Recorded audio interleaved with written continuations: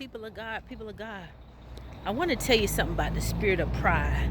It's a very, very dangerous spirit. See, the spirit of pride, it'll cause us to lose our blessings. It'll cause us to dishonor folk that we should be honoring. Because there are sometimes folk who carry our blessings and they come into our lives to release it to us. I want to tell you something. About a year or so ago, I went out of my way to help some folk do something major in their life, something that was life-changing for them. And I prophesied to one of them. I told them what was going to come to pass. And they said, nah. I said, yeah, it will. After I helped them, they dishonored me, became disrespectful.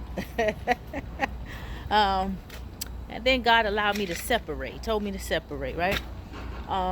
But today, God allowed me to see that the prophecy did come to pass. And the one I told it to, they couldn't even look at me and say, hey, dog.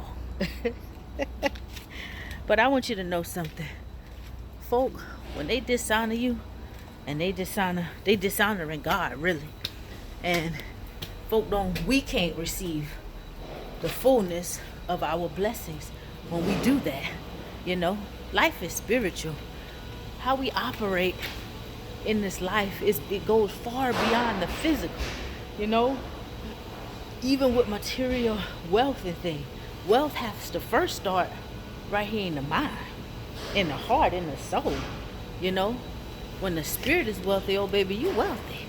But anyway, the spirit of pride will cause us to dishonor folk and miss out on blessings that God has for us.